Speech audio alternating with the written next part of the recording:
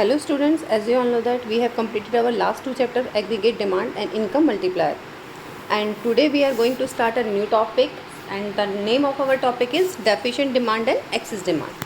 So before start our topic, firstly we discuss the name of the chapter is excess demand and deficient demand. So what is the mean of the excess and what is the mean of the deficient? Excess means over, more, okay.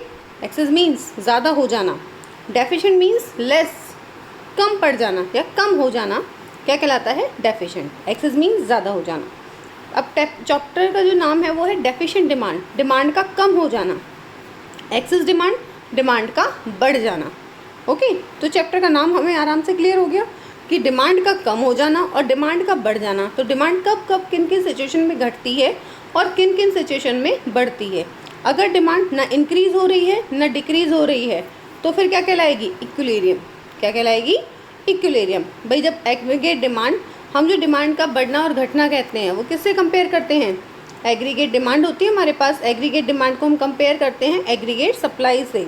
तो जब aggregate demand और aggregate supply बराबर है तो इसका मतलब क्या हुआ? Equilibrium point. इसका मतलब क्या हुआ? इक्विलिब्रियम, जहाँ पर दोनों चीज़ें बराबर हैं. लेकिन अगर एग्रीगेट डिमांड ज़्यादा है, इसका मतलब डिमांड ज़्यादा हो रही है, तो कौन सी सिचुएशन आ गई हमारे पास?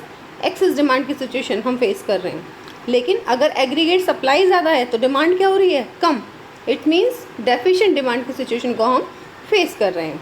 सो आई होप आपको चैप्टर का मीनिंग और टॉपिक समझ आया होगा. आगे चलते हैं अपने टॉपिक पर. सबसे पहले जानते हैं फुल एम्प्लॉयमेंट इक्विलिब्रियम. ओके, मैंने इसको ब्रेक कर दिया है. इक्विलिब्रियम हालांकि मैंने अभी बताया जहाँ पर एग्रीगेट डिमांड और एग्रीगेट सप्लाई क्या होती है? इक्वल. तो जहाँ पर aggregate demand is equal to aggregate supply is called an equilibrium point. In other और we can say that saving equal to investment. When saving is equal to investment is also called equilibrium point. जब हमारी saving और investment बराबर होती है उसे भी हम अपना इक्विलिब्रियम पॉइंट कहते हैं. और एग्रीगेट डिमांड एग्रीगेट सप्लाई के बराबर होती है तो वो भी हमारे लिए हमारी इक्विलिब्रियम की सिचुएशन होती है. सेकंड वर्ड इसी में था full employment. Full employment it means जितने भी रिसोर्सेज हैं आप उनको अच्छे तरीके से यूज़ कर रहे हैं. रिसोर्सेज में ह्यूमंस भी रिसोर्सेज में ही आते हैं. ये बात ध्यान रखिएगा कि पर्सन जो जॉब कर रहा है नहीं कर रहा है, भाई वो एक्चुअल में क्या है? कंट्री के लिए वो क्या है? एक रिसोर्सेज है. ठीक है, आप अभी इसमें जब अपना इंडियन ही को पढ़ेंगे तब आप उसमें पढ़ेंगे ह्यूमन रिसोर्सेज डेवलपमेंट, ये सारी चीज़ें आप उसमें अच्छे से डिटेल करेंगे. तो ह्यूमन भी किस में आता है? आपका रिसोर्सेज में आता है. अगर हम उसको सही तरीके से यूटिलाइज़ कर रहे हैं तो फुल एम्प्लॉयमेंट. अगर हम उसको कम यूटिलाइज़ कर रहे हैं या फिर सही तरीके से यूटिलाइज़ नहीं कर रहे तो अंडर. और अगर ज़्यादा यूटिलाइज़ कर रहे हैं तो क्या हो जाएगा? Over utilization. ठीक है, तो full employment equilibrium when resources are fully utilize. जब आप रिसोर्सेज को पूरा यूज़ कर रहे हैं, कुछ भी वेस्ट नहीं कर रहे, then it is called an full employment equilibrium. In the next word, underemployment. What is the mean of the underemployment? When aggregate demand is less than aggregate supply, or we can say that without full utilization of resources, when we does not use our resources in the full manner. Okay, or we can say that when we doing the wasting things or the extra work, then it is also called the underemployed या underutilization. जब आप चीज़ों को सही तरीके से use नहीं कर रहे हैं तो वो किस में आएगा? अंडर एम्प्लॉयमेंट में आएगा.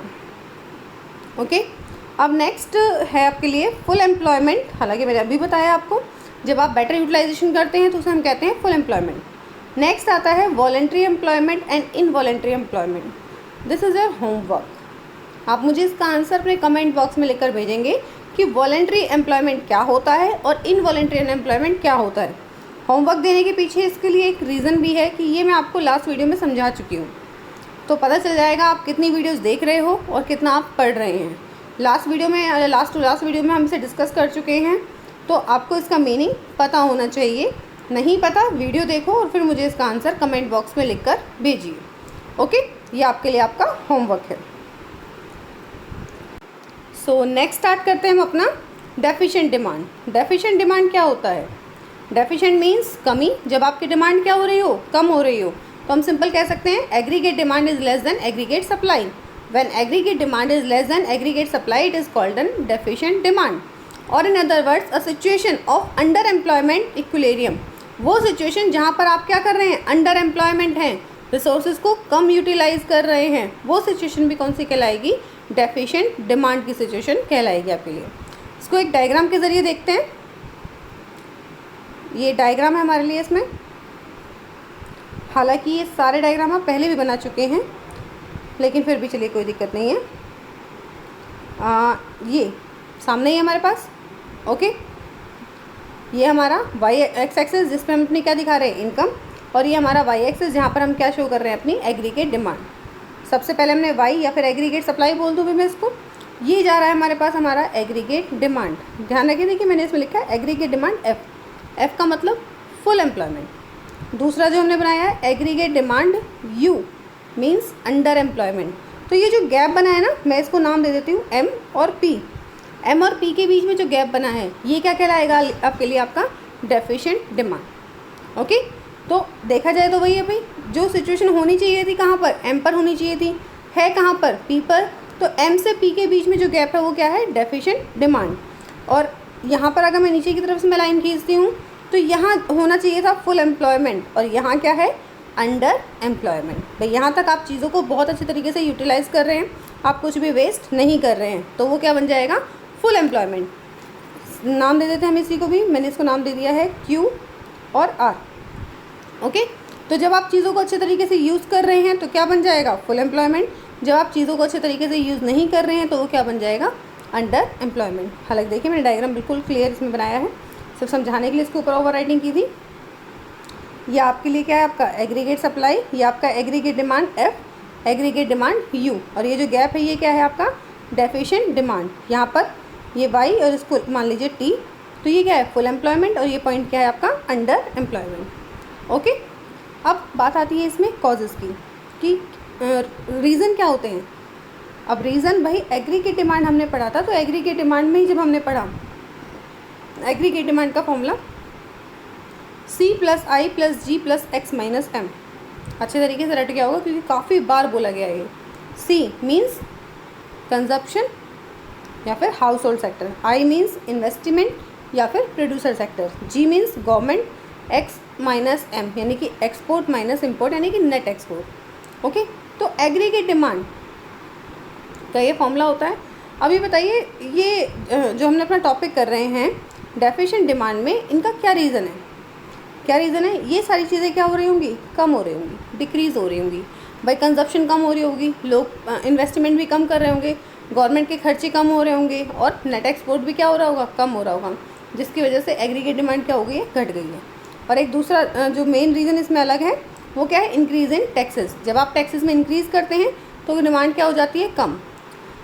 हालांकि इसका आंसर लॉजिकल वैसे समझ आ जाता है कि भाई अगर कोई चीज़ पहले 10 रुपये में आ रही थी, अब उस पर पहले उस पर मान लीजिए 8 की है, पहले 2 रुपये का टैक्स लगा 10 में आ रही थी, अब उस पर टैक्स हो गया 5 का, 2 पहले ही था 5 और लगा दिया, यानी कि वो चीज़ कितने में आ रही है, 15 में।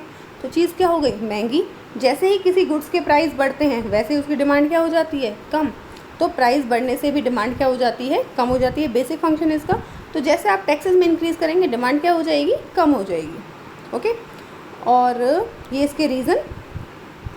नेक्स्ट इसको एक और सिंपल से वर्ड्स में लिखा हुआ है मैंने, ये है आपके लिए लास्ट इसमें, actual stock greater than desire and plan stock. कि क्या होता है, एक्चुअल स्टॉक क्या होता है, ज़्यादा होता है, जबकि जो लोग चाह रहे हैं, जो डिमांड है उनकी, जो डिज़ायर है उनकी, वो क्या होती है, उनकी कम।